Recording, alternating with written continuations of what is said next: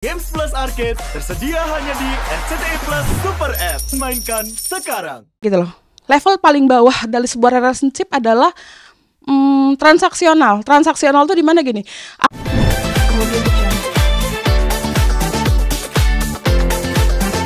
Menanggapi maraknya perceraian selebriti ini saat ini seperti apa mungkin?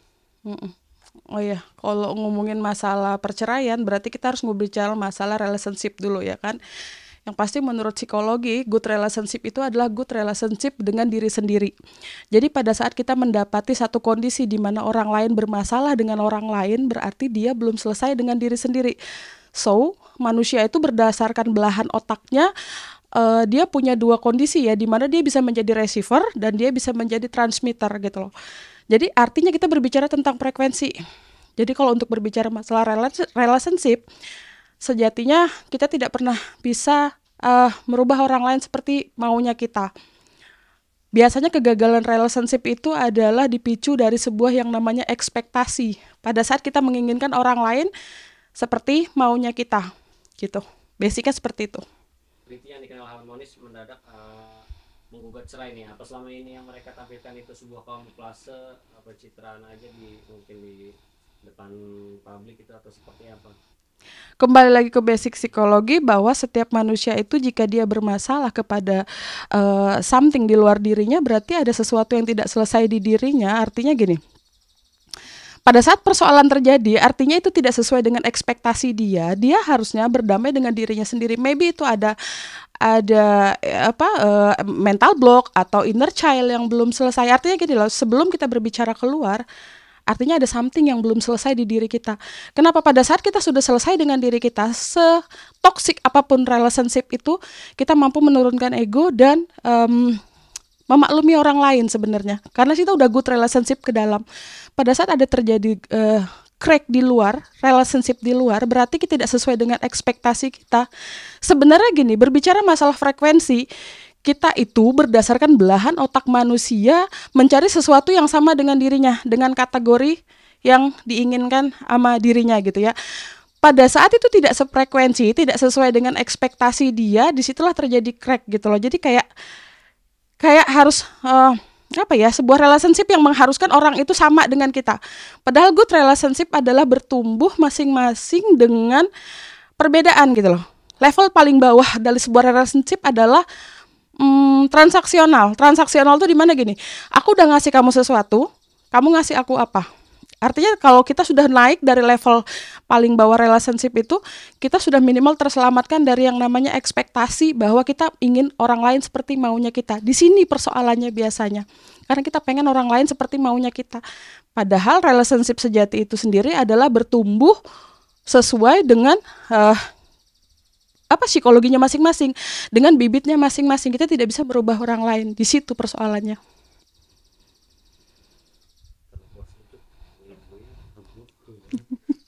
Terkesan habis maraton.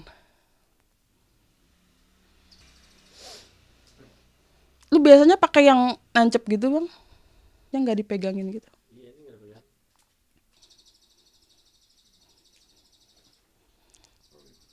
Oke. Ya, apa sih biasanya yang menyebabkan Pak Sutri yang sudah menikah belasan tahun itu memilih bercerai pada akhirnya? Ya karena biasanya gini ya. Lagi-lagi kembali hanya ke masalah psikologi. Biasanya pada saat kita suka seseorang, dideteksi lagi benar-benar kita menyukai seseorang itu pure, ataukah kita hanya ke distract sama hormon. Biasanya kalau ke distract sama hormon kita lagi satu frekuensi nih sama dia. Terus kita kemudian mengatakan, iya ini jodoh gue, aku suka sama dia gitu. Tapi 10 tahun kemudian terjadi perbedaan, kita tiba-tiba bilang kayaknya aku gak cocok deh sama dia. Padahal hormon kita lagi gak sefrekuensi sama dia. Hormon kita lagi gak cocok sama dia gitu. Jadi biasanya yang terjadi perceraian sekian waktu itu tadi tidak sama satu visi, tidak sama satu frekuensi, di mana kita menginginkan orang lain seperti maunya kita gitu loh. Itu saja sih pemicunya sebenarnya. Pada saat biasanya kita masih sejalan dengan orang itu masih cocok dengan ekspektasi kita. Pada saat kita mampu memahami bahwa good relationship adalah membiarkan orang lain bertumbuh menjadi dirinya sendiri, itu biasanya tidak ada masalah. Pada akhirnya kita mampu memahami bahkan setoksik apapun kondisi relationship tersebut, mampu menurunkan ego dan memaklumi orang lain. Jadi nggak ada masalah sebenarnya pada saat kita mampu memahami keluar dan menerima diri kita apa adanya. Biasanya terjadi persoalan itu pada saat kita menginginkan orang lain tuh sama kita, gitu.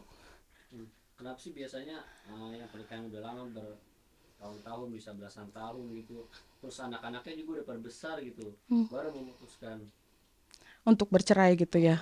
Iya biasanya itu lepas daripada ekspektasi. Yang pertama ke distract sama hormon, yang kedua biasanya lepas daripada ekspektasi kita. Seharusnya lebih lama relationship itu terjadi, seharusnya kita lebih paham lagi untuk memaklumi bahwa kita ini kan tumbuh di kultur yang berbeda, tumbuh dari orang tua yang berbeda, tumbuh dari lingkungan yang berbeda.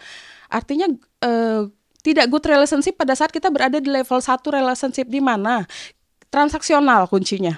Transaksional tuh aku begini, berbuat seperti ini, kamu harus berbuat apa untuk aku. Aku sudah memberi seperti ini, kamu memberi aku apa. Pada saat itu tidak terjadi crack, terjadi biasanya masalah. Tapi pada saat kita mampu memahami good relationship, lagi-lagi good relationship, bahwa kita memaklumi orang lain, menurunkan ego dan menerima kondisi orang lain itu apa adanya, itu tidak ada masalah. Memutuskan untuk tidak lagi sama-sama itu adalah kita tidak mampu lagi mengimbangi orang lain ini sesuai visi dan misi dan tidak sesuai ekspektasi gitu. Kita maunya kayak gini tapi dia seperti ini maunya, berarti kan udah nggak sefrekuensi dong. Ya kan, berdasarkan otak manusia juga pada saat sudah nggak sefrekuensi, receiver kita udah nggak ada penerimaan. Ya kan, transmitter kita udah nggak bisa mengirim sesuatu yang tidak sefrekuensi, itu kan nggak bunyi ya ibaratnya kalau ilmu frekuensi gitu. Jadi vibrasinya pun jadi buruk gitu yang terjadi dalam rumah tangga. Akhirnya apapun masalahnya nanti akan terjadi perpisahan dengan sendirinya karena udah nggak sefrekuensi gitu. Ya, kalau dari pengalaman kalau dari pengalaman ibu sendiri nih, setelah dulu menangani Pak Supri yang bercerai ini, banyak pasangan yang menyesal nggak sih setelah ketok palu? Biasanya kalau mengambil keputusannya berdasarkan emosional sesaat, biasanya pasti ada penyesalan dan ingin kembali gitu ya. Karena biasanya pada saat kita follow mind, kita mengikuti pikiran, artinya ego yang bermain, pasti ada penyesalan. Tetapi misalnya itu memang udah toxic relationship, artinya dia butuh bahagia. Keputusan yang diambil atas sebuah kesadaran bahwa memang aku tidak akan sehat, mentalku tidak akan bertumbuh bersama orang tersebut jika aku tidak bercerai, berarti itu keputusan yang diambil dari sebuah kesadaran, dan itu biasanya nggak ada penyesalan karena memang itu yang terbaik. Berpisah itu adalah yang terbaik daripada bersama, malah toksik buat anak-anak gitu kan. Dan anak-anak sejatinya juga ternyata nggak butuh hubungan yang walaupun ada orang tuanya utuh gitu ya, tetapi dalam rumah tangga yang toksik anak-anak tuh tidak butuh itu, tetapi butuh walaupun mereka bercerai tapi dia butuh sehat gitu, mental sehat untuk dalam sebuah relationship orang tuanya gitu.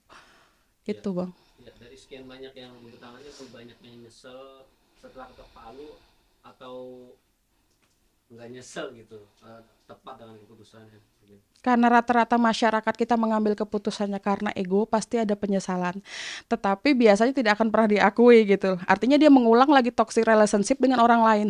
Berapa kali pun dia menikah akan terjadi hal yang sama gitu ya. Artinya gagal lagi. Kenapa? Pada saat dia belum mampu menerima dirinya sendiri. Masalahnya kan bukan di orang lain, tetapi di diri kita sebenarnya kan. Terlalu tinggi meletakkan ekspektasi itu yang menyebabkan berkali-kali dan biasanya menyesali setiap kali.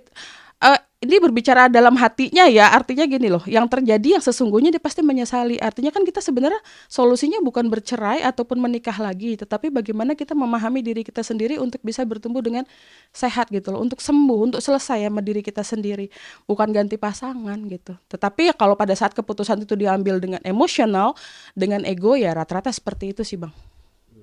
Ya, mungkin nggak sih penyebab gugat cerai itu karena suaminya ekstrovert gitu, terlalu pendiam dan nggak punya sikap yang tegas gitu terhadap istrinya? Ekstrovert kan lebih aktif ya, kalau introvert yang maksudnya pertanyaannya gimana, kayak ekstrovert atau introvert?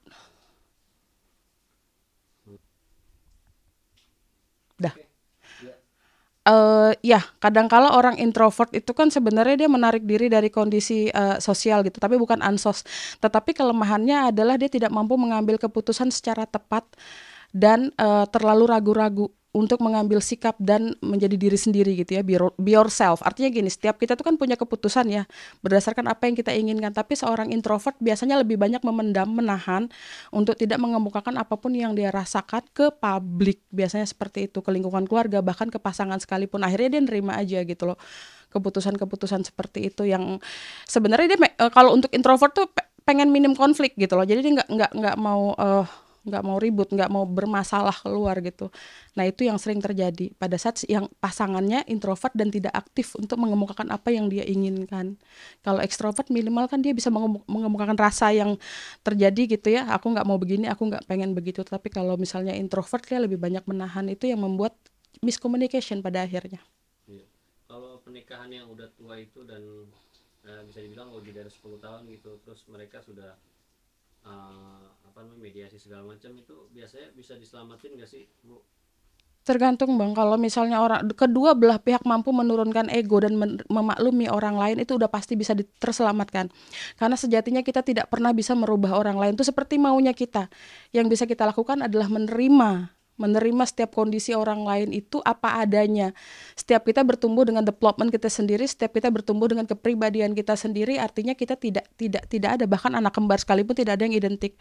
Dan kita tidak bisa menyamakan pikiran dan perasaan kita sebagaimana yang orang lain lakukan terhadap kita gitu. Jadi kalaupun ada orang yang pertingkahan 10 tahun, 15 tahun kemudian tiba-tiba memutuskan untuk bercerai, ya karena itu tadi, merasa sudah tidak sefrekuensi, merasa sudah tidak satu visi, dan mereka tidak bisa jalan sama-sama gitu. Sesuatu yang tidak sefrekuensi itu kalau ilmu fisikanya kan tidak bunyi Bang, tidak bunyi. Tapi kalau frekuensi misalnya 450 dia diketok sebelahnya sini bunyi gitu.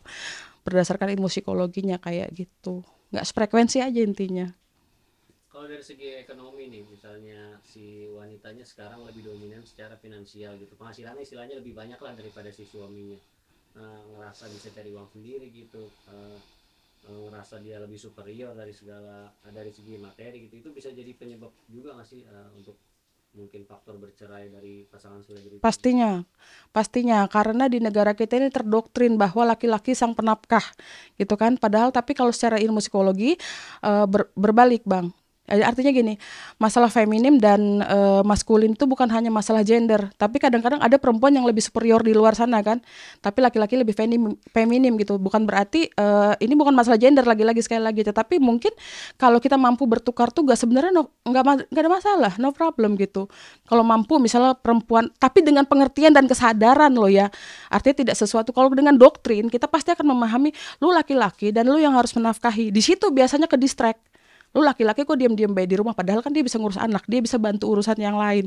Karena memang secara emosional dan personalitinya dia seperti itu bidangnya gitu loh. Mungkin dia lakinya adalah eksekutor, mampu disuruh-suruh segala sesuatu, tetapi nggak punya ide. Dan kalau seorang istri yang pemimpin biasanya dia inisiator. Jadi bisa melakukan banyak hal yang dilakukan oleh maskulin di luar. Sekali lagi tidak berbicara masalah gender, tapi ini pada saat kurang knowledge dan kurang experience. Artinya dua variabel kesadaran kan experience sama knowledge. Kalau dua-duanya kurang pengetahuan dan kurang pengalaman, ini bisa terjadi. Kenapa? Ke distract sama punishment society. Kok perempuannya lebih maskulin, kok perempuannya lebih kuat nyari duit, kok perempuannya lebih superior. Akhirnya dia ke distract untuk mengambil keputusan, ngapain gue sama lu kan gitu.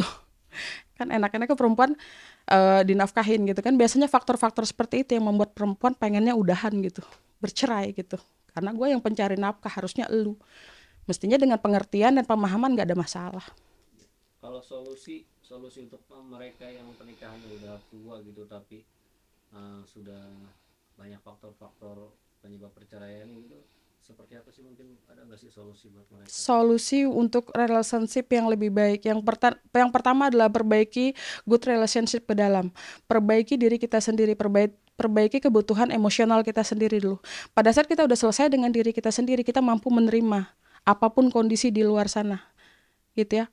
Setoksik apapun bahkan hubungan itu kita mampu gitu untuk bertahan. Karena apa? Kita menurunkan ego dan memaklumi orang lain. Itu aja kuncinya untuk pernikahan yang baik gitu ya. Dalam artian karena nggak ada manusia yang sama, itu nggak ada. Sesuai ekspektasi kita pada akhirnya nggak sama. 5 tahun pertama, 10 tahun pertama mungkin baik, 20 tahun kemudian kok dia begini, kok dia malas-malasan dan udah nggak kuat cari duit. Berarti kan nggak sesuai dengan ekspektasi kan. Di situ kadang-kadang kita ngambil keputusan karena ego. Jadi turunkan ego, maklumin orang lain.